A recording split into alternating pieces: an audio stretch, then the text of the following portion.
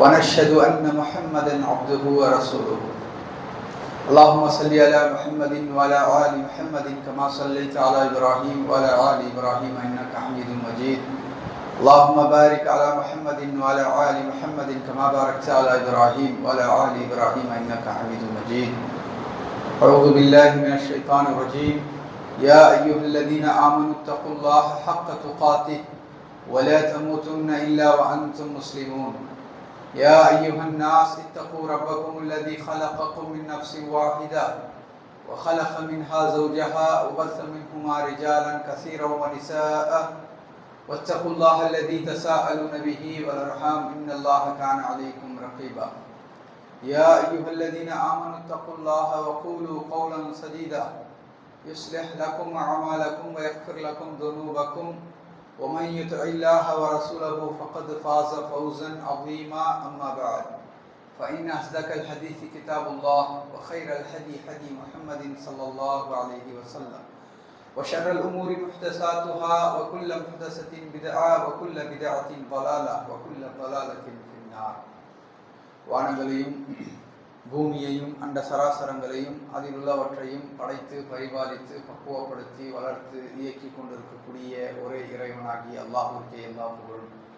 அவனால் படைக்கப்பட்ட எல்லா படைப்பினங்களின் மீதும் அவனால் அனுப்பப்பட்ட எல்லா நபிமார்களின் மீதும் அந்த நபிமார்களை உண்மையாக பின்பற்றிய எல்லா நல்லடியார்களின் மீதும் எம்முடைய இறுதி தூதர் ரஹ்மத்துல்லில் ஆலமீன் ரசூலே கரீம் முஹம்மதே முஸ்தபா ஹபீப் ஸல்லல்லாஹு அலைஹி வஸல்லம் அவர்களின் மீதும் அவர்களை உண்மையாக உறுதியாக உயிரினும் மேலாக நேசித்து பின்பற்றி வாழ்ந்த கண்ணிய உத்தம உன்னத தோழர்களான சஹாபாக்களின் மீது இந்த மார்க்கத்தை எம்மிடம் கொண்டு வந்து சேர்ப்பதற்காக தம்முடைய வாழ்க்கையை அர்ப்பணம் செய்த தாபீன்கள் தபா தாபீன்கள் இமாம்கள் பின்தொடர்ந்து வந்த எல்லா நல்லடியார்களின் மீதும் குறிப்பாக அல்லாஹ்வால் கடமையாக்கப்பட்ட இந்த ஜும்ஆவை நிறைவேற்றுவதற்கு இங்கே ஒன்று கூடியிருக்கக்கூடிய நம் அனைவரின் மீதும் அகிலங்களின் அதிபதி அல்லாஹ்வின் அன்பும் அருளும் அரவணைப்பும் அமைதியும் அபிவிருத்தியும் என்றென்றும் ஏற்படுத்துமாறு அல்லாஹ் சுப்ஹானஹு வ தஆலா நம் அனைவரையும் இணை வைத்தல், பெரும்பாவங்கள், விதாத்துகள், அனாச்சாரங்கள், மூட பழக்க வழக்கங்கள், தாங்க முடியாத கஷ்டங்கள், தீர்க்க முடியாத நோய்கள் ஆகிய அனைத்தையும் விட்டு பாதுகாத்து நம்மை ஈமான் கொண்டவர்களாக, இஹ்லாஸ் உடையவர்களாக, தொழுகையாளிகளாக, நோன்பாளிகளாக, தான தர்மம் வழங்கக்கூடியவர்களாக, ஹஜ்ஜையும் உம்ராவையும் நிறைவேற்றுவதற்கு பாக்கியம் பெற்றவர்களாக, நிலையான நற்குணத்தின் மீது நிலைத்து நிற்பவர்களாக என்னையும் உங்களையும் உலக முஸ்லிம்களையும் ஆக்கி அருள் புரிவானாக என்கின்ற துஆவோடு ஜும்ஆவுடைய முதல் உரையை தொடக்கம் செய்கின்றேன். ரப்பி ஷ்ரஹ் லி சத்ரி வ யஸ்ஸிர் லி அம்ரி வஹ்லுல் உக்ததம் மின் லிசானி யஃப்கஹு கௌலி. இங்குள்ள எல்லாம் வல்ல அல்லாஹ்வின் நல்லடியார்களே, இஸ்லாமிய சகோதரர்களே, பெரியவர்களே, இஸ்லாமிய மார்க்கம் அதை பின்பற்றக்கூடிய மக்களுக்கு நேர்வழி காட்டுகின்ற, நல்வழி காட்டுகின்ற, நல்ல பல போதனையை வழங்குகின்ற, அவர்களுடைய இம்மை மறுமை வாழ்க்கையை வெற்றி அடைய செய்கின்ற அதே நேரத்தில் அந்த மார்க்கத்தை பின்பற்றக்கூடிய மக்களால், அந்த மார்க்கத்தை பின்பற்றக்கூடிய மக்களை சுற்றி இருக்கக்கூடியவர்களுக்கும் நன்மையை பயக்கக்கூடியதாக இருக்கிறது. இந்த மார்க்கத்தை யாரெல்லாம் ஏற்றுக்கொண்டிருக்கிறார்களோ அந்த மக்கள் தன்னை சுற்றி இருக்கக்கூடிய மக்களுக்கு நலம் தரக்கூடியவர்களாக, வளம் தரக்கூடியவர்களாக, நன்மையான காரியங்களின் பக்கம் அழைக்கக்கூடியவர்களாக, தீமையான காரியங்களின் பக்கம் தடுக்கக்கூடியவர்களாக இருக்கிறார்கள். இந்த மார்க்கம் அப்படித்தான் ஒவ்வொரு முஸ்லிமையும், ஈமான் கொண்ட ஒவ்வொருவரையும் வாழச் சொல்லுகின்றது. இந்த மார்க்கத்தை பின்பற்றக்கூடிய மக்களை அல்லாஹ் சுப்ஹானஹு வ தஆலா நிறைய நன்மைகளை கொண்டு அழைக்கின்றான். நிறைய நன்மைகளை கொண்டு அவர்களுக்கு நற்செய்திகளை சொல்லுகின்றான். இந்த மார்க்கத்தை பின்பற்றுவதன் மூலம் நிறைய உங்களுக்கு நன்மைகள் கிடைக்கும், அதன் மூலமாக நாளை மறுமையிலே நாம் சொர்க்கத்தை அடையலாம் என்கின்ற செய்திகளை சொல்லக்கூடிய அதே நேரத்தில் இந்த மார்க்கத்தை பின்பற்றக்கூடிய மக்கள் அவர்களை சுற்றி இருக்கக்கூடிய மக்களுடைய நலத்தை நாடக்கூடியவர்களாக இருக்க வேண்டும். இந்த மார்க்கத்தை பின்பற்றக்கூடிய ஒரு முஸ்லிம், அந்த முஸ்லிமை சுற்றி இருக்கக்கூடிய மக்கள் அனைவரும் அவர்களால் பயனடையக்கூடியவர்களாக இருக்க வேண்டும். அவர்களால் நல்வழிப்படுத்தப்படுகின்ற, நேர்வழிப்படுத்தப்படுகின்ற மார்க்கத்தின் எல்லா அம்சங்களையும் வழிகாட்டப்படக்கூடியவர்களாக இருக்க வேண்டும். அதனால்தான் ரசூலுல்லாஹி ஸல்லல்லாஹு அலைஹி வஸல்லம் அவர்கள் நிறைய ஹதீஸ்களின் மூலமாக, தம்முடைய போதனைகளின் மூலமாக, நீ உண்டு, உன்னுடைய குடும்பம் உண்டு, உன்னுடைய வாழ்க்கை உண்டு என்று வாழக்கூடாது.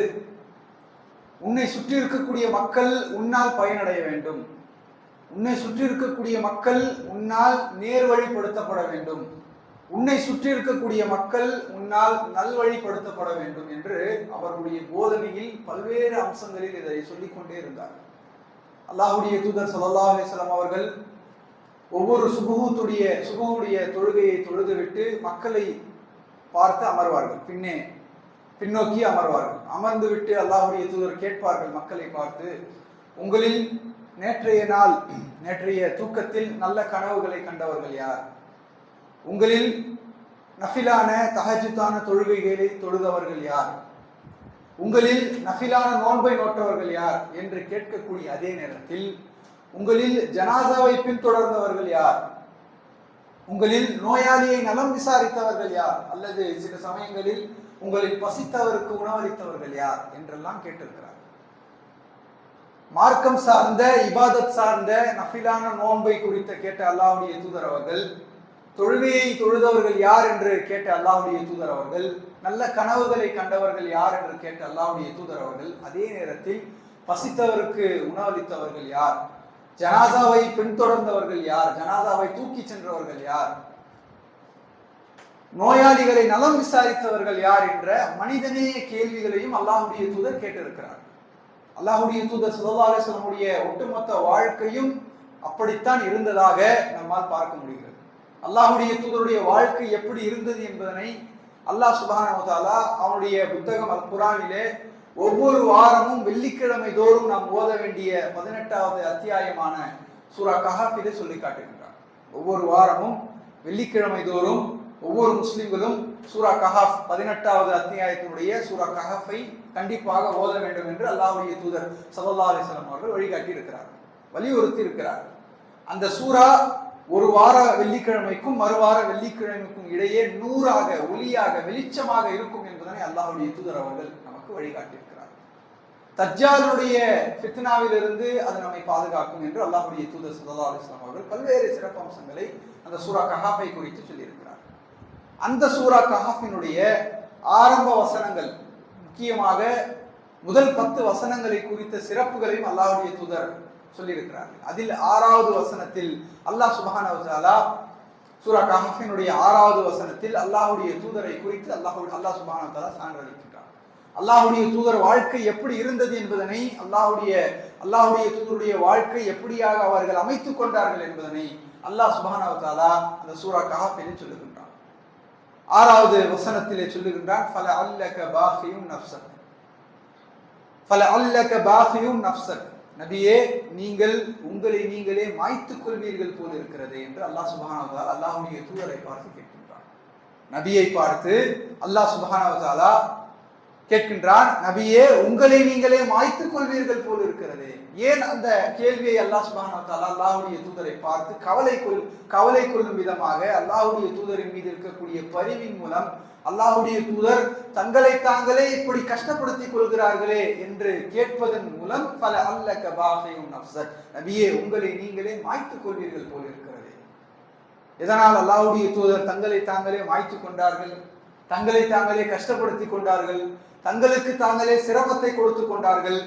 அந்த மக்கமா நகரத்திலே இருந்த அரபு மக்களுடைய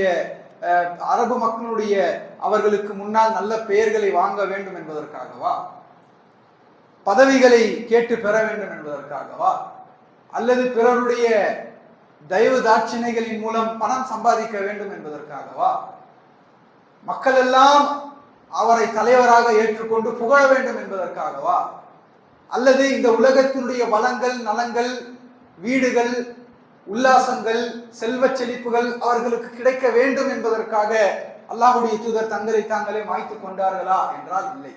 அல்லாஹ்வுடைய தூதர் ஸல்லல்லாஹு அலைஹி வஸல்லம் அவர்களுக்கு வழங்கப்பட்ட அந்த குர்ஆன், அல்லாஹ்வுடைய தூதர் ஸல்லல்லாஹு அலைஹி வஸல்லம் அவர்களுக்கு வழங்கப்பட்ட அந்த ஹதீஸ், அல்லாஹ்வுடைய தூதர் ஸல்லல்லாஹு அலைஹி வஸல்லம் அவர்களுக்கு இறக்கப்பட்ட அந்த இஸ்லாமிய மார்க்கம் மக்கள் எல்லாம் அதை ஏற்றுக்கொள்ள வேண்டுமே என்பதற்காக தங்களை தாங்களே அல்லாஹ்வுடைய தூதர் ஸல்லல்லாஹு அலைஹி வஸல்லம் அவர்கள் மாய்த்துக் கொண்டார்கள். அதைத்தான் அல்லாஹ் சுப்ஹானஹு வ தஆலா ஃபலஅல்லக பாகியும் நஃப்ஸக் அலா ஆசாரிஹிம் இல்லம் யுமினு பிஹாதல் ஹதீஸி அஸஃபா, இந்த மார்க்கத்தை, இந்த குர்ஆனை மக்கள் ஏற்றுக்கொள்ள வேண்டும் என்பதற்காக, இவர்கள் ஏற்றுக்கொள்ளவில்லை என்பதற்காக நபியே உங்களை நீங்களே மாய்த்துக் கொள்வீர்கள் போல் இருக்கிறதே என்று அல்லாஹ் சுப்ஹானஹு வ தஆலா நபியை பார்த்து கேட்கிறார் என்று சொன்னால், தனக்கு கிடைத்த அந்த மார்க்கம், தனக்கு கிடைத்த அந்த நேர்வழி, தனக்கு கிடைத்த அந்த நன்மை மக்களுக்கும் கிடைக்க வேண்டும் என்பதற்காக அல்லாஹ்வுடைய தூதர் அந்த அழைப்பு பணியை, அந்த மார்க்க பணியை மக்களுக்கு எடுத்து சொல்லிக் கொண்டே இருந்தார்கள். ஆசாரிஹிம் என்ற வார்த்தையை அல்லாஹ் சுப்ஹானஹு வ தஆலா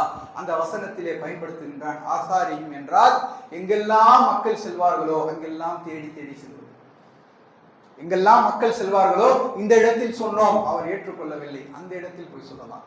அங்கே சொன்னோம் அவர் ஏற்றுக்கொள்ளவில்லை, அந்த இடத்திற்கு போய் சொல்லலாம். அங்கே சொன்னோம், அங்கே இருந்த சூழல் அவர் கேட்கவில்லை, வேறொரு இடத்திற்கு சென்று சொல்லலாம். மக்களுக்கான தலைவராக இருந்த அல்லாஹ்வுடைய தூதர் அவர்கள், அகிலங்களுக்கெல்லாம் அருட்கொடையாக இருந்த அல்லாஹ்வுடைய தூதர் அவர்கள், அந்த மக்கள் அந்த மார்க்கத்தை ஏற்றுக்கொள்ள வேண்டும் என்பதற்காக, அந்த நன்மையை ஏற்றுக்கொள்ள வேண்டும் என்பதற்காக மக்கள் எங்கெல்லாம் சென்றார்களோ, எங்கெல்லாம் அவர்கள் இருந்தார்களோ அங்கெல்லாம் சென்று சென்று சொல்லிக் கொண்டே இருந்தார்கள் இந்த மார்க்கத்தை மக்கள் ஏற்றுக்கொள்ள வேண்டும் என்பதற்காக. ஆகவேதான் மார்க்கம் பிறர் நலம் நாடுவதை குறித்து, பிறர் நலத்தின் மீது நமக்கு இருக்க வேண்டிய அந்த விருப்பத்தை குறித்து பல்வேறு வசனங்களின் மூலம் நமக்கு சொல்லிக்காட்டு. இந்த பிறர் நலம் நாட வேண்டும் என்கின்ற அந்த தன்மை, அந்த பண்பு நமக்கு வந்துவிட்டது என்று சொன்னால், பிறர் நலம் நாட வேண்டும் என்கின்ற அந்த தன்மை நமக்கு வந்துவிட்டது என்று சொன்னால், இந்த உலகத்திலே நம்மை விட பாக்கியசாலி யாரும் கிடையாது அன்பான சகோதரர். நம்மை விட பாக்கியசாலி இந்த உலகத்தில் யாரும் கிடையாது. மக்களுக்கு பயனடக்கூடிய ஒரு முஸ்லீமாக நான் இருக்க வேண்டும் என்கின்ற அந்த தன்மை, அந்த உணர்வு நமக்கு வந்துவிட்டது என்று சொன்னால், அல்லாஹ்வுடைய பார்வையிலே மிகப்பெரிய பாக்கியசாலியாக நாம் கருதப்படுவோம். நமக்கு கிடைக்கக்கூடிய எல்லா நன்மைகளும் இன்னொருவருக்கும், நம்மோடு இருக்கிறவருக்கும், பிற முஸ்லிமுக்கும் கிடைக்க வேண்டும் என்கின்ற அந்த நிலை, அந்த தன்மை, அந்த உணர்வு நமக்கு வந்துவிட்டது என்று சொன்னால், இந்த வாழ்க்கை நமக்கு மிகுந்த மகிழ்ச்சியாக இருக்கும். எனக்கு என்னவெல்லாம் கிடைத்தால் எனக்கு சந்தோஷமோ மகிழ்ச்சியோ அதுவெல்லாம் இன்னொருவனுக்கும் கிடைக்க வேண்டும், இன்னொருவருக்கும் அது சென்று சேர வேண்டும் என்கின்ற அந்த தன்மை, அந்த உணர்வு நமக்கு வந்துவிட்டது என்று சொன்னால், நம்மை விட மகிழ்ச்சியானவர் இந்த உலகத்தில் யாரும் கிடையாது. பிறர் நம்மோடு இருக்கக்கூடியவர், நம்மோடு பயணிக்கக்கூடியவர், நம்மோடு நண்பராக இருக்கக்கூடியவர், அல்லது நமக்கு பிடிக்காத எதிரியாக இருக்கக்கூடியவர், அவர் இந்த உலகத்தினுடைய நலங்களை வளங்களை பெற்றுவிட்டார் என்று சொன்னால், அதை கேட்கும் பொழுதோ அதை பார்க்கும் பொழுதோ நமக்கு பொறாமை ஏற்படுகிறது என்று சொன்னால், நாம் ஒரு நல்ல முஸ்லிம் இல்லை என்பதற்கான எடுத்துக்காட்டு என்பதை நாம் தெரிந்து கொள்ள வேண்டும். இன்று ஜும்மாவுடைய தொழுகைக்கு நாம் எல்லாம் வந்திருக்கிறோம். காலை எழுந்தவுடன் குளித்து விட்டோம், நல்ல துணிகளை உடுத்தி விட்டோம், ஜும்மாவுடைய தொழுகைக்கு வந்து விட்டோம். நாம் எல்லாம் ஒரு நல்ல முஸ்லீமாக இருக்கிறோம்.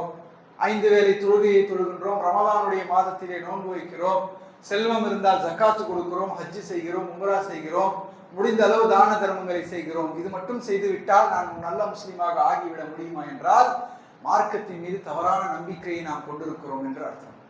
இது மட்டும் செய்வதால் அல்லாஹ்வுடைய பார்வையில் நாம் முஸ்லீமாக ஆகிவிட முடியாது. முஸ்லீமாக ஆக வேண்டும் என்று சொன்னால், நாம் நம்மை சுற்றி இருக்கக்கூடிய மக்களோடு அரவணைத்து அன்போடு பிறர் நலம் நாடி நடக்க வேண்டும் என்பதனை மார்க்கம் மிக தெளிவாக நமக்கு வழிகாட்டுகிறது. நம்மோடு இருக்கக்கூடியவர்கள் நன்மையை பெற வேண்டும், நம்மோடு இருக்கக்கூடியவர்கள் வளங்களை பெற வேண்டும், நம்மோடு இருக்கக்கூடியவர்கள் செல்வத்தோடு வாழ வேண்டும், நம்மோடு இருக்கக்கூடியவர்கள் மறுமையிலே வெற்றி பெற வேண்டும் என்கின்ற அந்த எண்ணத்தோடு நாம் வாழ வேண்டும். இல்லை, என்னோடு இருப்பவர் என்னை விட மேல்நிலையில் இருக்கிறார், என்னை விட மேல்நிலையில் கல்வியிலோ பதவியிலோ பட்டத்திலோ அந்தஸ்திலோ செல்வத்திலோ பேச்சு திறனிலோ எதுவாக இருந்தாலும் என்னை விட மேல்நிலையில் இருக்கிறார் என்பதற்காக அவரை பார்த்து நான் பொறாமைப்படுகிறேன் என்று சொன்னால், அவருக்கு வரக்கூடிய நலங்கள் வளங்களை பார்த்து என்னுடைய மனதிலே ஒரு உறுத்தல் வருகிறது என்று சொன்னால், நான் ஒரு உண்மையான முஸ்லிம் இல்லை என்பதற்கான எடுத்துக்காட்டு என்பதை நாம் மறந்து மார்க்கம் அப்படி நம்மை பயிற்றுவிக்கவில்லை. இஸ்லாமிய மார்க்கம் பிறரை பார்த்து பொறாமை கொள்வதையோ பிறரை பார்த்து காழ்ப்புணர்வு கொள்வதையோ இஸ்லாமிய மார்க்கம் ஒருபோதும் அங்கீகரிக்கவில்லை. அதனால்தான் அல்லாஹ்வுடைய தூதர் ஸல்லல்லாஹு அலைஹி வஸல்லம் அவர்கள் சொன்னார்கள், உனக்கு என்ன விரும்புகிறாயோ அதனையே நீ ஒரு சகோதரனுக்கு, உன்னுடைய சகோதரனுக்கு உனக்கு என்ன கிடைக்க வேண்டும் என்று நீ விரும்புகிறாயோ, உனக்கு என்ன நடக்க வேண்டும் என்று நீ விரும்புகிறாயோ, உனக்கு எல்லாம் இந்த உலகத்திலே கிடைக்க வேண்டும் என்று நீ விரும்புகிறாயோ, அதையே நீ இன்னொரு சகோதரனுக்கும் விரும்பு என்று அல்லாஹ்வுடைய தூதர் ஸல்லல்லாஹு அலைஹி வஸல்லம் அவர்கள் சொன்னார்கள். சஹாபாக்கள் அப்படித்தான் வாழ்ந்தார்கள். சஹாபாக்களுடைய வாழ்க்கை அப்படித்தான் இருந்தது. மதீனா நகரத்திலே சஹாபாக்கள் அல்லாஹ்வுடைய தூதர் எல்லாம் சென்று விட்டதற்கு பிறகு அல்லாஹ் சுப்ஹானஹு வ தஆலா மது விலக்கை அமல்படுத்துகின்றான். மதுவிலக்கை அமல்படுத்துகின்றான். மதுவிலக்கை இந்த உலகத்திலே முதல் முறையாக அல்லாஹ் சுப்ஹானஹு வ தஆலா மதீனாவிலே அமல்படுத்துகின்றான். இந்த உலக ஆட்சியாளர்கள் சொல்வதை போன்ற மதுவிலக்கு அல்ல. இந்த உலக ஆட்சியாளர்கள் சொல்லக்கூடிய அந்த மதுவிலக்கு வெறும் தீர்மானத்தோடு எழுத்தோடு நின்றுவிடும். அதற்கான முயற்சிகளை எல்லாம் எடுத்தாலும் எங்கே ஆரம்பித்தார்களோ அங்கேயே மீண்டும் வந்து அவர்கள் இருப்பார்கள். இதுதான் இந்த உலகத்தில் நடைபெறக்கூடிய ஆட்சியாளர்கள் செய்யக்கூடிய மதுவிலக்கு. ஆனால் அல்லாஹ் சுப்ஹானஹு வ தஆலா அல்லாஹ்வுடைய தூதரின் மூலம் செய்த அந்த மதுவிலக்கு எப்படிப்பட்ட மதுவிலக்கு என்று சொன்னால், வரலாற்று ஆசிரியர்கள் பதிவு செய்கிறார்கள், மதீனா நகரங்கள் முழுவதும் மதுவினுடைய ஆறு ஓடிக்கொண்டிருந்தது. அந்த தெருவிலே மது கொட்டி, சஹாபாக்கள் வீட்டில் இருந்த மது கிண்ணங்களை பாட்டில்களை கொண்டு வந்து கொட்டிய அந்த கொட்டுவதின் மூலமாக அந்த ஆறுகள், மதுவினுடைய ஆறுகள் ஓடிக்கொண்டிருந்தது. சஹாபாக்கள் எப்படிப்பட்ட மதுவை அருந்தக்கூடியவர்களாக இருந்தார்கள். இன்று இருப்பதை போன்று கடைக்கு சென்று வாங்கி வந்து குடிக்கக்கூடிய மது அல்ல. சஹாபாக்களுடைய காலத்தில் மதுவை தங்களுடைய வீடுகளிலேயே உற்பத்தி செய்யக்கூடியவர்களாக இருந்தார்கள். என்ன வெரைட்டி வேண்டும், எப்படிப்பட்ட ரகம் வேண்டும், எப்படிப்பட்ட அந்த நிலையில் வேண்டும் என்பதை குறித்து அவர்கள் மது தொழிற்சாலைகளை தம்முடைய வீடுகளில் வைத்திருந்தார்கள். வரக்கூடிய விருந்தினர்களுக்கு அன்லிமிட்டெட் மது வழங்கக்கூடிய நிலை அந்த காலத்தில் இருந்தது. அப்படிப்பட்ட நிலையில் தான் அல்லாஹ் சுப்ஹானஹு வ தஆலா மதுவை தடை செய்கிறான், மதுவிலக்கை அமல்படுத்துகின்றான். சஹாபாக்கள் அனைவரும் அதை கேட்டவுடன் அப்படியே கட்டுப்பட்டு கொண்டு வந்து மதுவை தெருக்களிலே கொட்டினார்கள். தெருக்களில் மது ஆறு ஓடியது என்று வரலாற்று ஆசிரியர்கள் பதிவு செய்கிறார்கள். ஆனால் அந்த நேரத்தில் சில சஹாபாக்கள் மட்டும் அல்லாஹ்வுடைய தூதரிடத்திலே ஓடோடி வந்து அல்லாஹ்வுடைய தூதரிடத்திலே கேட்கிறார்கள். அல்லாஹ்வுடைய தூதரே, என்ன கேட்டார்கள் என்றால், நாங்கள் இத்தனை நாள் மதுவிலே ஊறி விட்டோம், திளைத்து விட்டோம், எங்களால் கட்டுப்படுத்த முடியாது, எங்களால் வந்து அதனை நிறுத்திவிட முடியாது என்று போராட்டங்கள், ஆர்ப்பாட்டங்கள் என்றெல்லாம் சஹாபாக்கள் செய்யவில்லை. அல்லாஹ்வுடைய தூதரே, அல்லாஹ் மதுவை ஹராமாக்கி விட்டான், தடுத்து விட்டான், நாங்கள் ஏற்றுக்கொள்கிறோம், மதுவை நாங்கள் இன்றிலிருந்து விட்டு விடுகிறோம். ஆனால் எங்களுக்கு முன்னால் சில சஹாபாக்கள் மது அருந்தி கொண்டிருக்கக்கூடிய நிலையிலேயே மௌத்தானார்களே, அவர்களுடைய நிலை என்ன அல்லாஹ்வுடைய தூதரே என்று அந்த சஹாபாக்களை குறித்த கவலையோடு அல்லாஹ்வுடைய தூதரிடத்தில் வந்து அவர்கள் கோரிக்கை வைத்தார். ஏனென்று சொன்னால், பத்ரு போன்ற முக்கியமான யுத்த களங்களில் கொல்லப்பட்டவர்கள், ஷஹீதான நிறைய சஹாபாக்கள் இருந்தார்கள். அந்த காலத்தில் மதுவை அல்லாஹ் ஹராமாக்கவில்லை. அந்த நேரத்தில் ஷஹீதாக்கப்பட்ட, கொல்லப்பட்ட, இயற்கையான மௌத்தாகிய நிறைய சஹாபாக்கள் இருந்தார்களே, அல்லாஹ் இப்போதுதான் மதுவை தடை செய்கிறான். ஆனால் இப்போ இதற்கு முன்னால் நிறைய சஹாபாக்கள் மௌத்தாகி விட்டார்கள். அவர்களுடைய நிலை என்ன என்ற பிறர் நலத்தை குறித்த அந்த கவலையை ஆத்மார்த்தமாக அல்லாஹ்வுடைய தூதரிடத்திலே வந்து சஹாபாக்கள் முன்வைத்தார்கள். இப்போது மதுவை ஹராமாக்கி விட்டான் அல்லாஹ், இதோடு நாங்கள் பொருந்தி கொண்டோம், நாங்கள் எங்களுக்கு இது போதுமானது என்று சஹாபாக்கள் இருக்கவில்லை. எங்களுக்கு முன்னால் மௌத்தாகிவிட்ட நண்பர்களுடைய நிலை என்ன என்று அல்லாஹ்வுடைய தூதரிடத்திலே வந்து கவலையோடு கேட்டார்கள். அல்லாஹ் சுப்ஹானஹு வ தஆலா குர்ஆனுடைய வசனத்தை இறக்கினான். இறை நம்பிக்கை கொண்டவர்களில் முன்னர் அவர்கள் பருகியதை குறித்த எந்த குற்றமும் இல்லை என்று அல்லாஹ் சுப்ஹானஹு வ தஆலா குர்ஆனிலே வசனத்தை இறக்கிய பிறகுதான் அந்த சஹாபாக்கள் முழுமையான மகிழ்ச்சி அடைந்தார்கள்.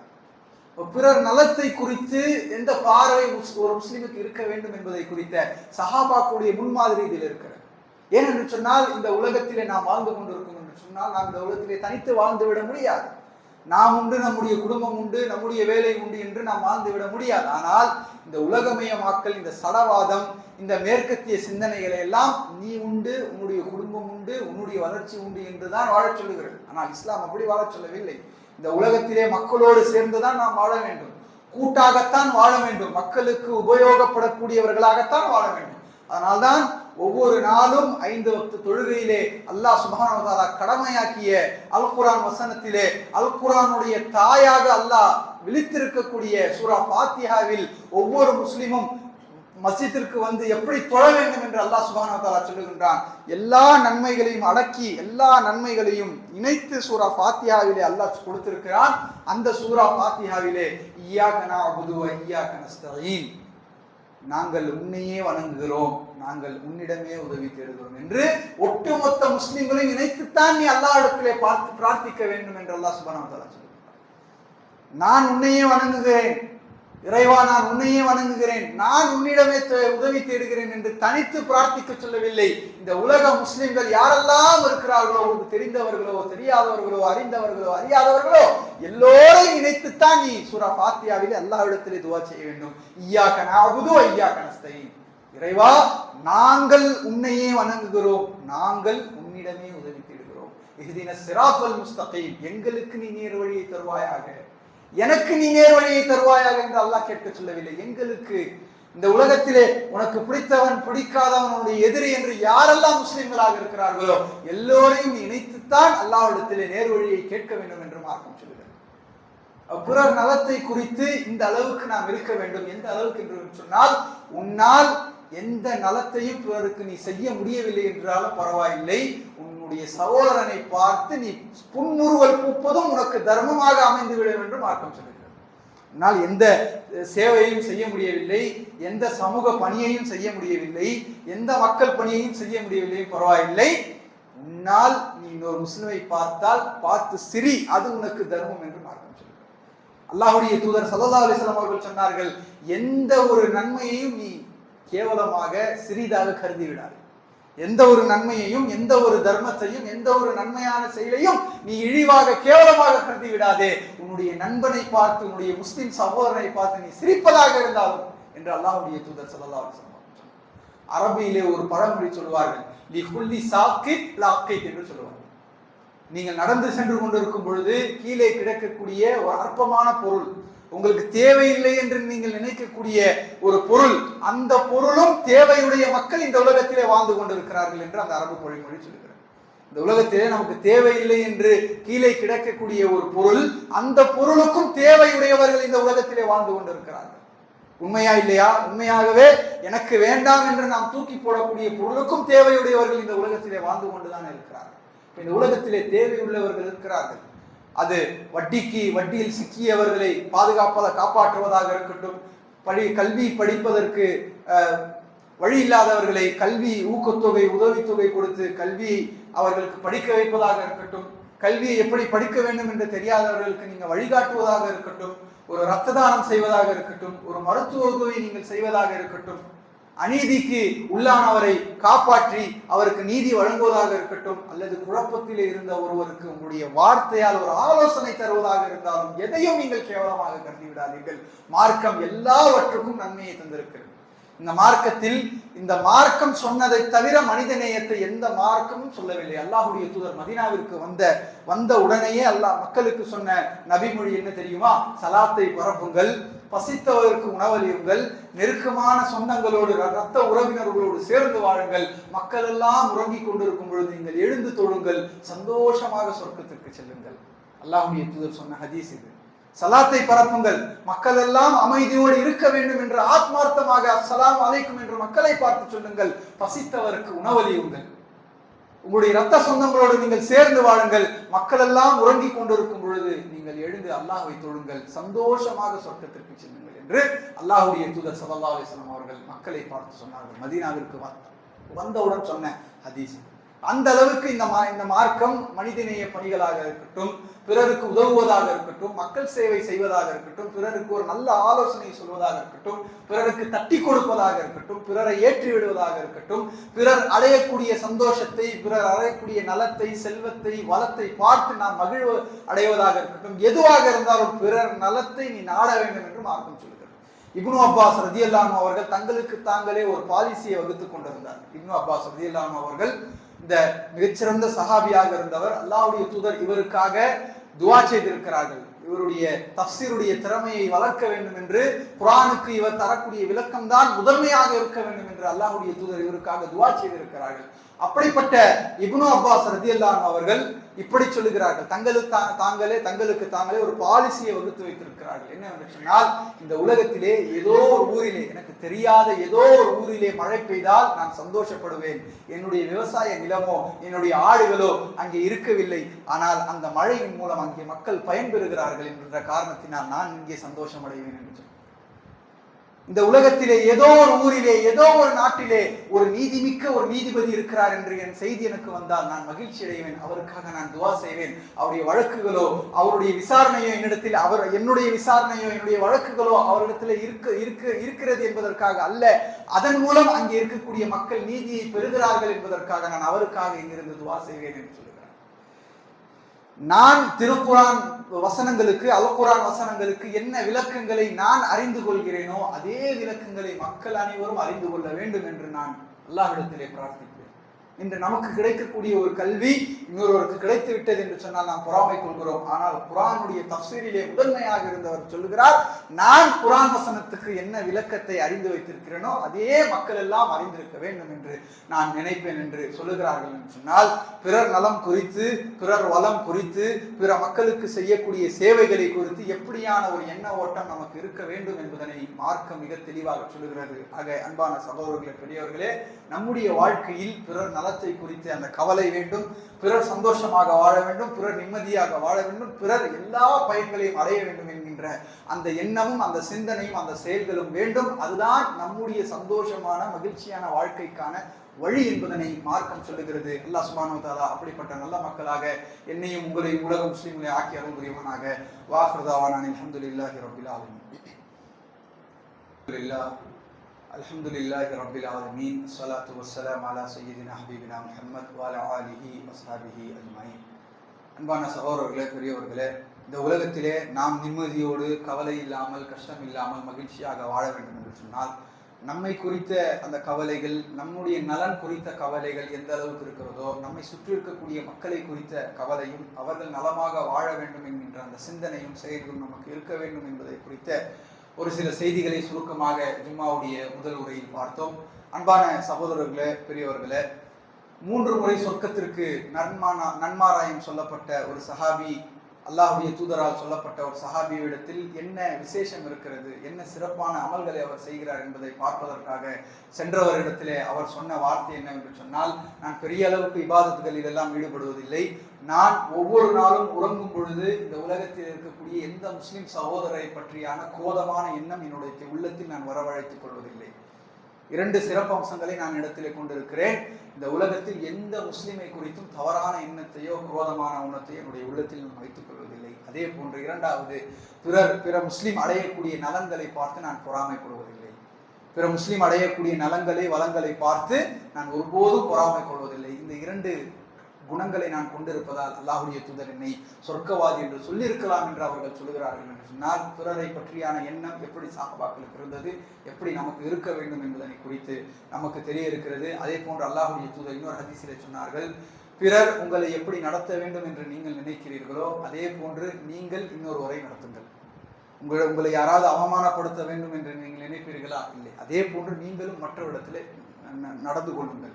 பிறர் உங்களிடத்தில் எப்படி பேச வேண்டும், எப்படி பழக வேண்டும், எப்படி அணுக வேண்டும், எப்படி நடத்த வேண்டும் என்று நீங்கள் எதிர்பார்க்கிறீர்களோ அதே போன்று உங்களுடைய தாயிடத்தில், தந்தையிடத்தில், மனைவிடத்தில், மக்களிடத்தில், வேலை செய்யக்கூடிய இடத்தில், வியாபாரத்தில், உங்களுடைய குழந்தைகளிடத்தில், பிற மக்களிடத்தில் நீங்கள் நடந்து கொள்ளுங்கள் என்று அல்லாஹ்வுடைய தூதர் ஸல்லல்லாஹு அலைஹி வஸல்லம் அவர்கள் சொல்கிறார்கள். அந்த அளவுக்கு மக்களோடு பழகக்கூடிய அந்த அம்சங்களை மார்க்கம் வலியுறுத்துகிறது. எல்லாவற்றுக்கும் மேலாக பிறருக்கு செய்யக்கூடிய சேவைகள், உதவிகள், பண தேவைகள், பண உதவிகள், அவர்களுக்கு தேவையான மருத்துவம், கல்வி, பொருளாதாரம், அதே போன்று நீதிக்கு நீதியான விஷயங்களில் அவர்களுக்கு நன்மை செய்வது என்று எதுவாக இருந்தாலும் எல்லா மனிதநேய பணிகளை விட காட்டிலும் மிக முக்கியமான மனிதநேய பணி என்னவென்று சொன்னால் உங்கள் மூலம் அவருக்கு மார்க்கம் கொண்டு போய் சேர்கிறதா என்றுதான் மிக முக்கியமானது என்பதனை மார்க்கம் தெளிவாக காட்டுகிறது. மனிதநேய பணிகளிலேயே மிக முக்கியமானது உங்கள் மூலம் அவருக்கு மார்க்கம் சென்றடைந்திருக்கிறதா. மனிதநேய பணிகளிலே மிக முக்கியமானது உங்கள் மூலம் அவர் ஹலால் ஹராம் குறித்த பாடங்களை கற்றிருக்கிறார்களா. மக்கள் சேவையிலேயே மிக முக்கியமான சேவை உங்கள் மூலம் இஸ்லாமிய மார்க்கத்தை அவர் தெரிந்திருக்கிறாரா, உங்கள் மூலம் அவர் தொழுகையை நிறைவேற்றுகிறாரா, உங்கள் மூலம் இஸ்லாமிய குடும்பமாக அவர் வாழ்கிறாரா என்பதுதான். என்று சொன்னால் இந்த உலகத்திலே ஒரு மனிதனை நீங்கள் சொர்க்கத்திற்கு அனுப்புவதும் நரகத்திலிருந்து காப்பாற்றுவதுதான் இந்த உலகத்தில் இருப்பதிலேயே மிக முக்கியமான மனிதநேய பணி. ஒரு மனிதனை அவன் மௌத்தாகி விட்டதற்கு பிறகு வரக்கூடிய நிரந்தரமான வாழ்க்கை அவன் சொர்க்கத்தில் இருக்க வேண்டுமா, நரகத்தில் இருக்க வேண்டுமா என்பதை குறித்து அவனுக்கு நீங்கள் வழிகாட்டுவதுதான் இந்த உலகத்திலேயே இருப்பதிலேயே மிகச்சிறந்த மகத்தான மனிதநேய பணி, மகத்தான சமூக பணி, மகத்தான மக்கள் சேவை, மகத்தான மக்கள் பணி என்னவென்று சொன்னால் ஒரு மனிதனை நீங்கள் சொர்க்கத்திற்கு அழைத்து செல்வது. யா அய்யுஹல்லதீன ஆமனூ கூ அன்ஃபுஸக்கும் வ அஹ்லீக்கும் நாரா, உங்களையும் உங்களுடைய குடும்பத்தையும் நரக நெருப்பிலிருந்து பாதுகாத்துக் கொள்ளுங்கள். அதுதான் இந்த உலகத்தினுடைய மிக முக்கியமான இலக்கு. என்னையும் என்னுடைய குடும்பத்தையும் நரக நெருப்பிலிருந்து நான் பாதுகாத்துக் கொள்வதுதான் இந்த என்னுடைய மிக முக்கியமான இலக்கு. அதே இலக்கை பிற முஸ்லிம்களை குறித்து நமக்கு இருக்கிறதா, பிற முஸ்லிம் அல்லாத மக்களை பார்த்து நமக்கு இருக்கிறதா? மக்கள் சேவைகள் எல்லாம் மிக முக்கியமான சேவை, மனிதநேய பணிகளில் எல்லாம் மிக முக்கியமான மனிதநேய பணி, சமூக பணிகளில் எல்லாம் மிக முக்கியமான சமூக பணி உங்கள் மூலம் ஒருவர் மார்க்கத்தை அடைந்திருக்கிறாரா? மௌத்தாகும் வரைதான் அவர் நமக்கு தெரிந்தவர். மௌத்தாகிவிட்டால் ஒன்று சொர்க்கவாதி அல்லது நரகவாதி. உங்கள் மூலம் ஒருவர் நரகத்திலிருந்து பாதுகாக்கப்படுகிறார் என்று சொன்னால், உங்கள் மூலம் ஒருவர் சொர்க்கத்திற்கு செல்கிறார் என்று சொன்னால், அதை விட ஒரு மிகப்பெரிய ஒரு பாக்கியம், மிகப்பெரிய ஒரு மகிழ்ச்சி, மிகப்பெரிய அல்லாஹ்விடத்தில் ஒரு தரஜா நமக்கு இல்லவே இல்லை என்பதை புரிந்து கொண்டு, நாம் நம் மூலம் மற்றவருக்கு மார்க்கம் சென்று சேர்ந்திருக்கிறதா, நம் மூலம் மற்றவருக்கு குரான் சென்று சேர்ந்திருக்கிறதா, நம் மூலம் ஒருவர் தொழுகையாளியாக மாறி இருக்கிறாரா, நம் மூலம் ஒருவர் ஹலால் ஹராம் குறித்த பாடங்களை கற்றிருக்கிறாரா, நம் மூலம் ஒருவர் அல்லாஹை அறிந்திருக்கிறாரா, நம் மூலம் ஒருவர் அல்லாஹுடைய தூதரை அறிந்திருக்கிறாரா, நம் மூலம் ஒருவர் குரானை படிக்கிறாரா, நம் மூலம் ஒருவர் அல்லாஹுடைய தூதருடைய வரலாறை படிக்கிறாரா என்பதுதான் மிக முதன்மையாக முக்கியத்துவமாக நாம் பணிகளிலேயே வைக்க வேண்டும். அதுதான் பிறர் நலம் நாடுவதில் மிக மிக முக்கியமானது என்பதனை மார்க்கம் வலியுறுத்துகிறது. இனி வரக்கூடிய காலங்களில் நம்முடைய பணிகளில் அழைப்பு பணியை, அல்லாஹ்வை மக்களிடத்திலே கொண்டு போய் சேர்க்கக்கூடிய பணியை முதன்மைப்படுத்த வேண்டும். அதற்கு அடுத்து எல்லா மக்கள் பணிகளையும் சமூக பணிகளையும் நாம் முன்னெடுக்க வேண்டும். அதுதான் இந்த உலக வாழ்க்கை மறுமை வாழ்க்கைக்கான வெற்றியாக இஸ்லாம் நமக்கு முன்னிறுத்தி சொல்லுகிறது. அல்லாஹ் சுப்ஹானஹு வ தஆலா எதை கேட்டோமோ எதை சொன்னோமோ அதை நம்முடைய வாழ்க்கையில் அப்படியே நடைமுறைப்படுத்தி பிறர் நலத்தை நாடி நம்முடைய நலத்தையும் நாடி சொர்க்கத்திற்கு குடும்பத்தோடு செல்லக்கூடிய நல்ல மக்களாக என்னையும் உங்களையும் உலக முஸ்லிம்களையும் ஆக்கி அருள் புரிவானாக. ரப்பனா லா துஆகிதுனா இன் நஸீனா வ அக்தானா ரப்பனா வலா தஹ்மில் அலைனா இஸ்ரன் கமா ஹமல்தஹு அலல் லதீன மின் கப்லினா ரப்பனா வலா துஹம்மில்னா மா லா தாகத லனா பிஹி வஅஃபு அன்னா واغفر لنا وارحمنا أنت مولانا فانصرنا على القوم الكافرين. اللهم ربنا آتنا في الدنيا حسنة وفي الآخرة حسنة وقنا عذاب النار. سبحان ربك رب العزة عما يصفون وسلام على المرسلين والحمد لله رب العالمين ولذكر الله أكبر والله يعلم ما تصنعون.